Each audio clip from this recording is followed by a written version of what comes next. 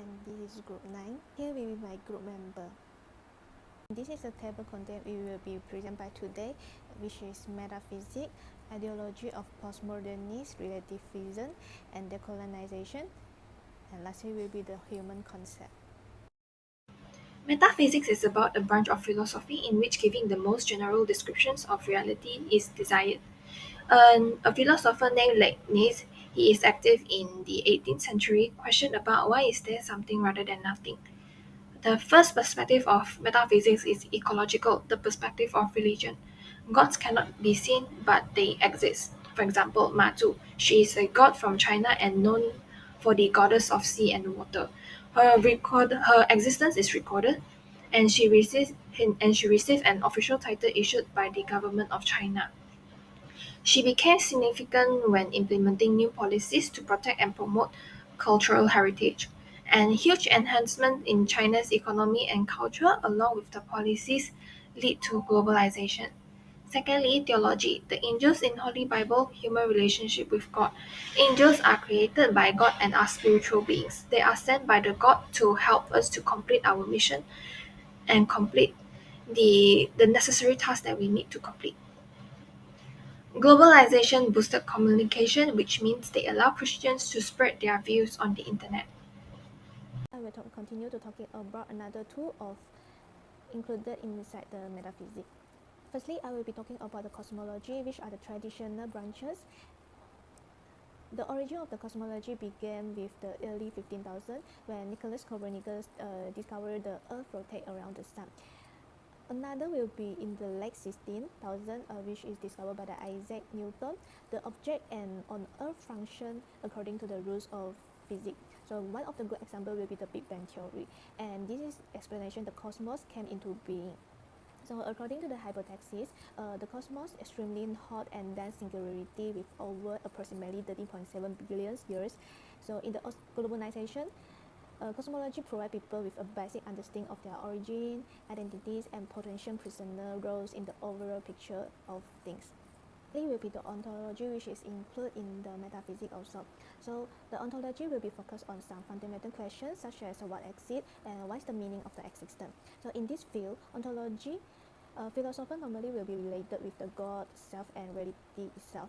So the longest question in the ontology will be whether God exists or if there any kind of higher being. So for example, the stealing from God in the book from Frank Third attached, the Bible said, in the beginning God created the heaven and the earth. So if the verses is true, which means this the list of the Bible is believed. So in the globalization world, which allow people to have a variety of ideas, enable them to accept the ideas that resonate with their reality and help them to understand the world. My name is Enjawe. Now I will present the question 2, which is the argument of the anti-vaxxer. The first point is low subjective risks, which means anti-vaxxers depend on their own experience to determine their COVID-19 risks. For example, some people think they have the healthy lifestyle or they had get the COVID-19 before, so no need for the vaccinations.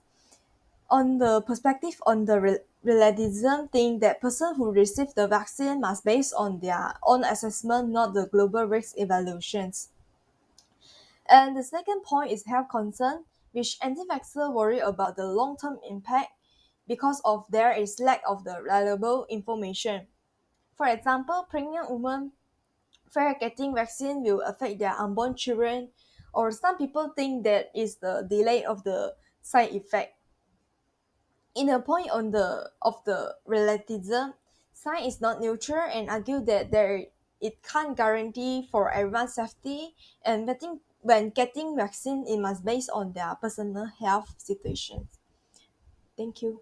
Hi, my name is Emilia. So I will talk about ideology of postmodern relativeness. First point is which is spiritual or religion belief, which is people who pray or believe in. Studies indicate that religious conversations can significantly affect vaccination decision. There is a rise in religious expectation correlates with localities outbreaks of prevention diseases that can resurgence of illness like measles and periodontitis highlights the consequence of vaccine hesitation Next, my point is about low perceived benefit. It means that individual feel that they don't get benefit from, and which is called anti-vaccination. Anti-vaccination attitude significantly influence vaccination behavior.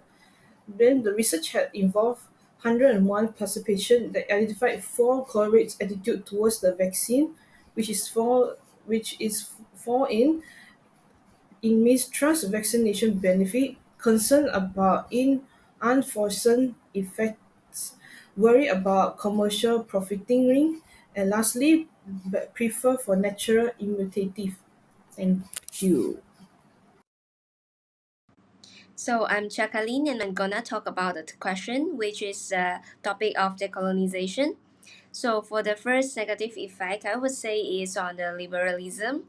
So for the concept of liberalism actually emphasizes on the right of individual and also our freedom.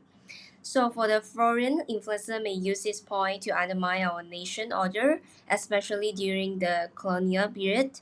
So by implement the Western concept on the liberalism, we also create a sense of the identity crisis among Malaysians. Additionally, for the second negative effect, I would say is on rationalism. So for the concept of rationalism actually takes the importance on evidence, logic, and also mathematics. It will manifest in reduction of traditional value and lead to a devaluation of traditional belief and practices. So it will invisibly control our mind and also limit our thoughts. So this is the end of my part. I'm Zhang Duo, and I'm going to talk about decolonization. So for the third and fourth effects, the first thing I want to talk about egoism. Actually, egoism says that everyone has only one ultimate goal, and that is their own happiness. So, influenced by Western egoism, it will cause a slow development of society. Additionally, for the fourth, I would like to say anthropocentrism. Although it attaches great importance to human development, but ignores the ecological environment, so it is considered to be a cause of the conflict between humans and the natural environment, which leads to the destruction of our living environment. So that's my part. Good day to you, Miss. I'm Michelle Pankachin. Now I'm going to discuss how the Islam concept of Tawhid and the Christian concept of love thy neighbor support decolonization in the context of cultural globalization. So Tawhid is Islam's most essential concept of emphasize the existence of one God. These concepts help Malaysian Muslims maintain their religions and cultural identity amidst cultural globalization, which encourage Muslims to resist Western influence while maintaining faith. And also it fosters unity and society as all Muslims are equal before God. Adherence to Tawhid helps Malaysian Muslims preserve their cultural history, resist cultural homogenization, and maintain spiritual rootedness in a globalized society. Next, the Christian concept of love thy neighbor emphasizes empathy, compassion, and community building. It also promotes peace and mutual support. So this concept helps Malaysian Christians maintain social well-being amidst globalization, which encourage rejecting self-interest and focusing on others' well-being. It allows Christians to preserve local traditions and values and promote inclusivity and appreciation for variety. Thank you. Good day to you, Miss. I'm Singche. I'll discuss how the Buddhist concept of anatta and the Hindu concept of karma support decolonization in the context of cultural globalization. Anatta, meaning no self in Buddhism, teaches that all things, including identity, are fluid and ever-changing. This perspective allows Malaysians to adapt to global influence mindfully, embracing their traditions while avoiding rigid attachment to imposed identities. By fostering adaptability, anatta enables Malaysians to resist homogeneous ideals like consumerism or Western individualism. While the Hindu concept of karma emphasizes that every action has consequences, encouraging responsibility and ethical decision-making. It reminds Malaysia of the importance of preserving cultural heritage and tradition to create positive outcomes. Karma thus provides a moral framework that supports ethical resistance to cultural uniformity, promoting collective responsibility and the mindful preservation of identity. Thank you.